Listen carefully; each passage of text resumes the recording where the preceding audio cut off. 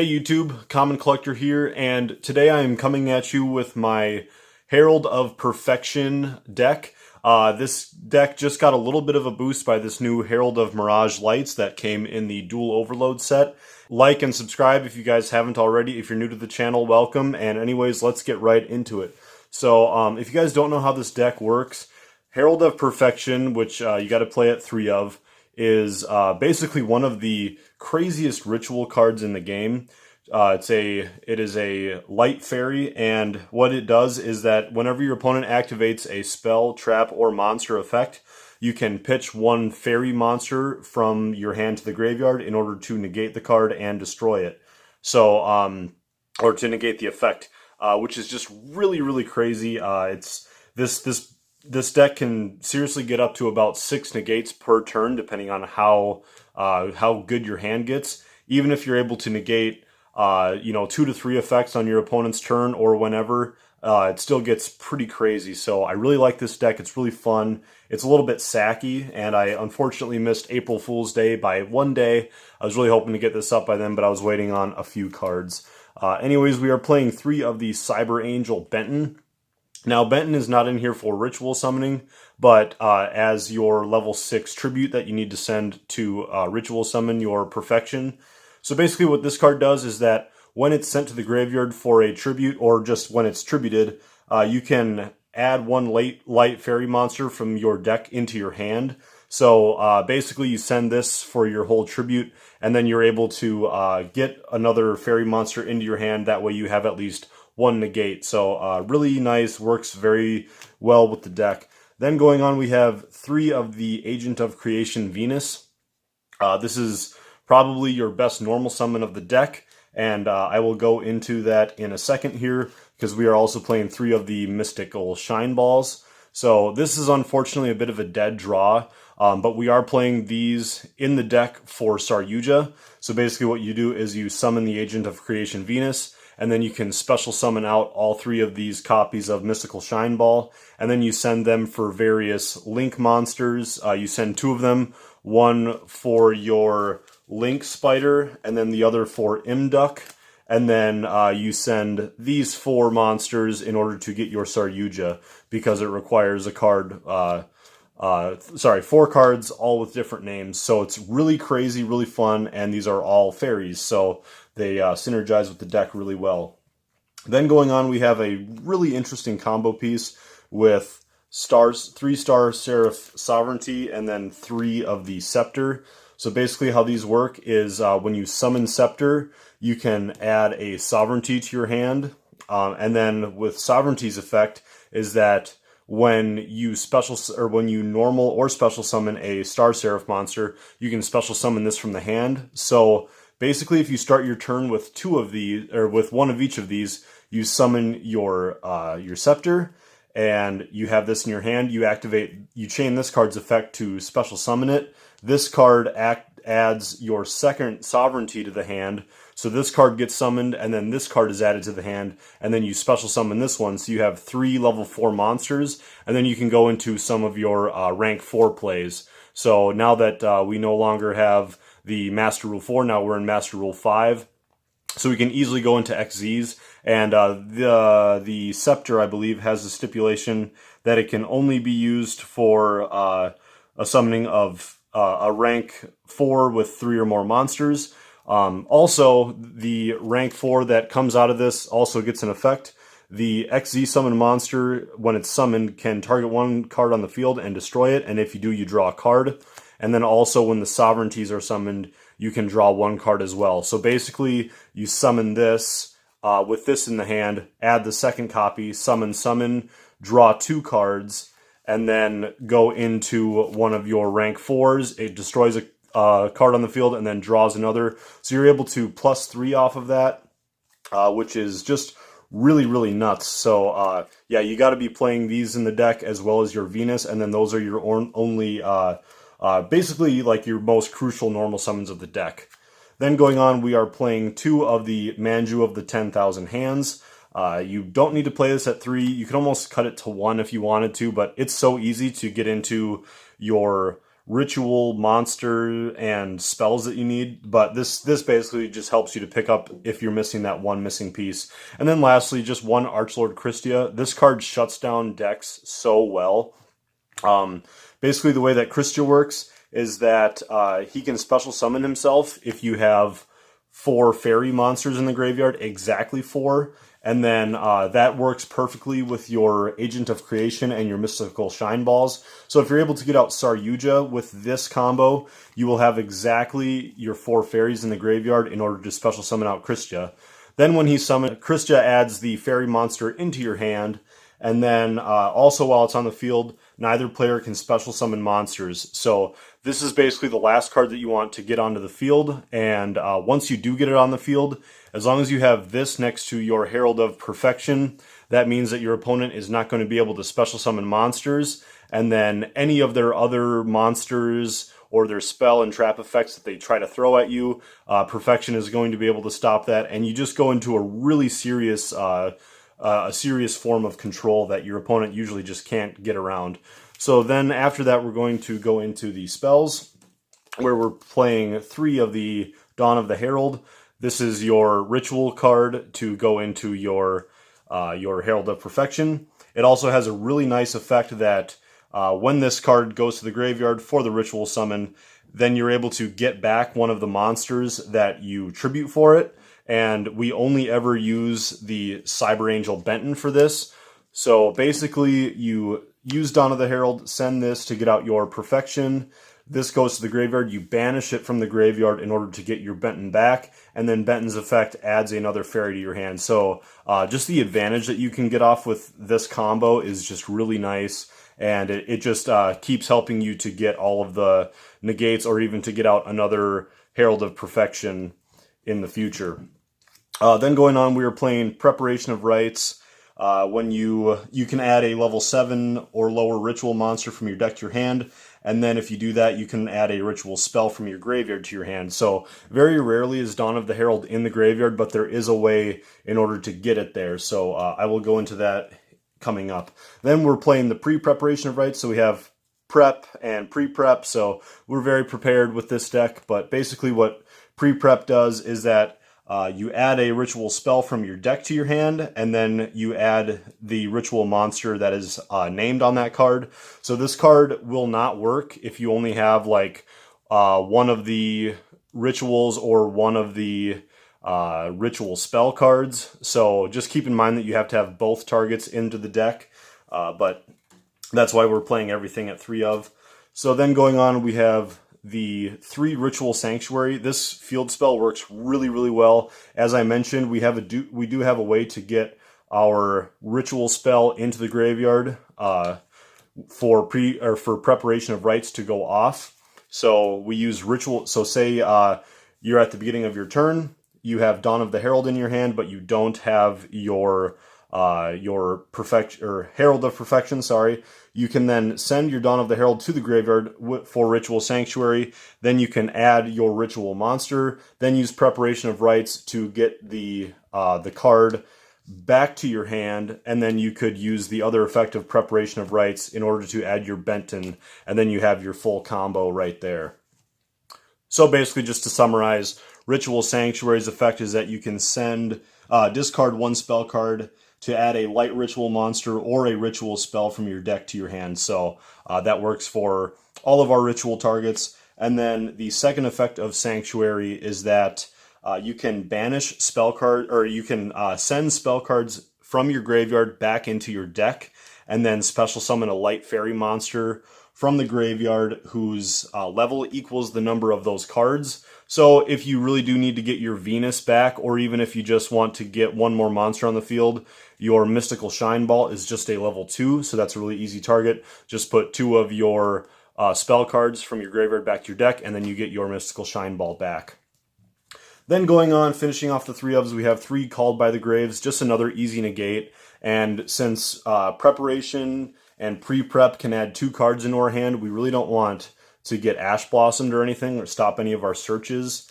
So we got to run 3 Called by the Grave. And it's also, if this card is starting to pile up in your hand, you can just send it for your Ritual Sanctuary anyways. So then going on, we have 2 Pot of Desires. Desires is another good target to send for Ritual Sanctuary, so that card usually has some utility. Then going on, we have 1 Terraforming and 1 Upstart Goblin to round off a 40 card lineup for the deck. Then we're going to head on into the extra deck. For the Saryuja engine, we are running the 1 Imduck and 1 Link Spider, as well as obviously Saryuja. You could bump this up to 2, but you'll rarely ever be able to go into it a second time. Then we're running the Herald of Mirage Lights. Now, Mirage Lights is almost like a new and updated Herald of Perfection in Link monster form. It needs 2 monsters with the same type and attribute, except for tokens, but we are running all light fairies in the deck, I believe, so this will almost always go off. When this card is on the field, when a spell, trap, or effect is activated, you can, as a quick effect, send a fairy from your hand to the graveyard to negate the activation, and if you do, destroy it. So, controversially, this card is almost just as good as your Herald of Perfection. It just can't stop monster effects. But basically, if you can get this onto the field, or your Perfection, then you're pretty well set. Herald of Mirage Lights also has a second effect. If this card is sent to the graveyard by an opponent's card, you can add up to 2 ritual monsters and or ritual spells with different names from your graveyard to your hand. So unfortunately, this card would be really, really good if you were able to get back your ritual spells that are banished as well, because that would just synergize really well with your Dawn of the Herald. But basically, it just helps you to get more of your monsters back to your hand. Or if your spell card is chilling in the graveyard, that works as well. So then going on, the rest of the extra deck can really be filled out depending on your budget, but for me, I'm having 1 IP Masquerena, Nightmare Phoenix, and Nightmare Unicorn, as well as Appaloosa, Mech Knight Crusadia Avermax. Avermax is really good in here because he is able to, he makes it so he's the only monster that can be attacked.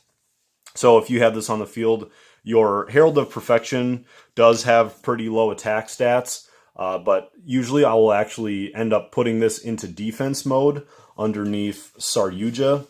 And then with Saryuja on top, this will have 3100 defense, as well as if you have your Archlord Christia on the field.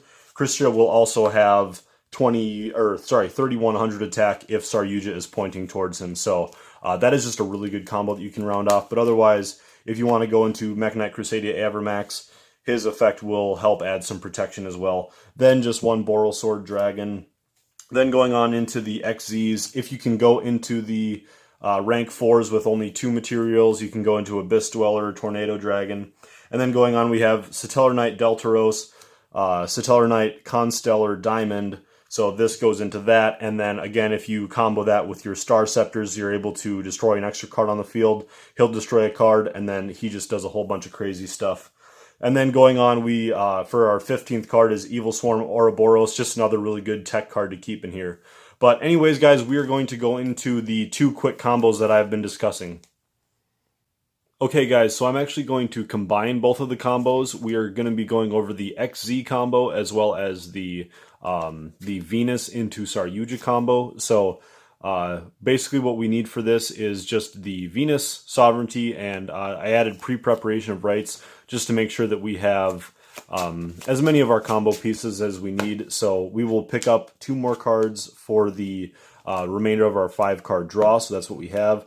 So we will activate right away the pre-preparation of rights in order to add our Herald of Perfection, as well as another copy of Dawn of the Herald.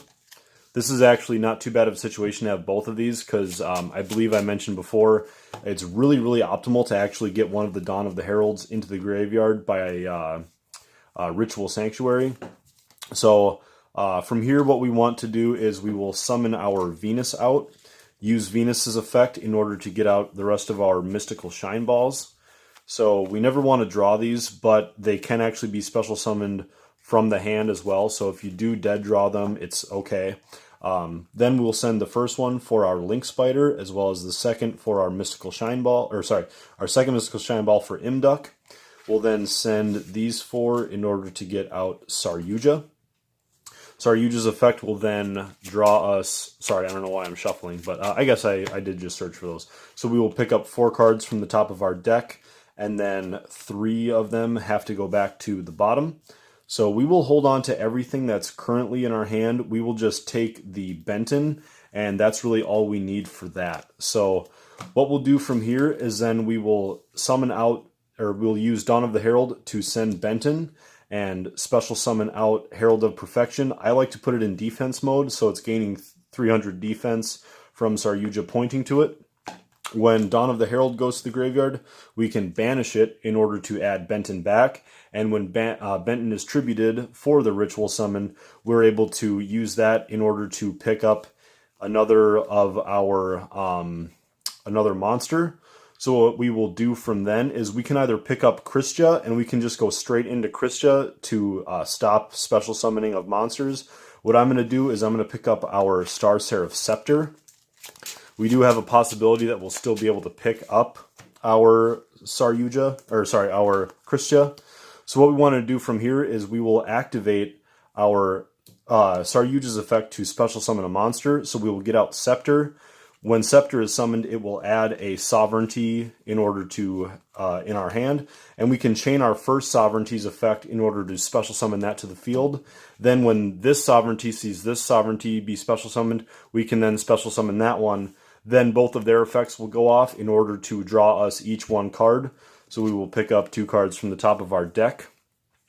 So, okay, then from there, we can go ahead and take these 3, into our Deltaros. And Deltaros will now, with Scepter as material, when it's summoned, so say if we were going second instead of first, when this card is summoned, we would be able to blow up a card on our opponent's field, and then draw 1 card, as well as Deltaros can detach material in order to blow up another card on the field. Then we can go into our Constellar Diamond. Diamond's effect, then basically what he does is that while he's on the field, cards cannot be sent from the deck to the graveyard, as well as cards that are in the graveyard that get bounced back into the hand get banished instead. So very, very nice there. As well as for every material on him, you can detach in order to negate the effect of a dark monster.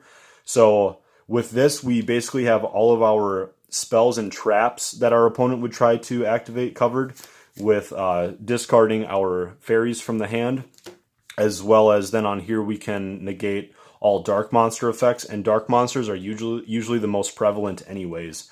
From here we can use our Upstart Goblin. We'll see what we pick up. We have 1 more fairy there. And then, so what I was hoping to do is, if we would have drawn our Ritual Sanctuary, we could have discarded Dawn of the Herald in order to get a little bit more advantage, and then we could use Preparation of Rites in order to pick that back up. We were not fortunate enough to pick that up anyways, but what we will do is we will use a Preparation of Rites in order to, we will get a Herald of Perfection. Then what we can do is we will summon out a second Perfection right there. Actually, we'll put Perfection over there, and then we will send the Benton. Then we will just do the whole thing over again, remove the Dawn of Herald, get Benton back. Then this Benton's effect will go ahead and add our Archlord Kristya. Now we have our full Kristya combo, because we still only have 4 of our fairies in the graveyard, so we can, assuming that we hadn't used any of these materials to detach, we could go into our Kristya right there, and he's going to be getting an attack boost as well. And we still have our 2 negates there. And then on our next turn, we can use Pre-Preparation of Rites. And once again, had we been lucky enough to pick up our Ritual Sanctuary card, we would have actually, had we used any of these effects, we would have actually been able to use Ritual Sanctuary in order to send a spell card to the graveyard, pick up another fairy monster from the deck to the hand, and then we could also banish our, we could say banish 4 of our spell cards in order to get back a Venus onto the field, and then that would actually allow us to summon Kristya, say we had one of these fairies in the graveyard, you know. So that is a way that you can possibly cheese the graveyard as well. And I also forgot to mention that either way, Christia, when he hits the field, is that he's going to be adding a fairy from the graveyard back to the hand. So we are actually ending with 3 negates on Perfection, and then also our opponent is not going to be able to special summon monsters. They're not going to be able to use dark monster effects. So this is a very tough board to get around. Anyways, guys, that's the full 2 combos right there. So I hope you guys enjoyed the video, and we'll catch you guys later. Leave a like if you haven't already, and make sure that you guys are subscribed for more deck profiles and combos like this.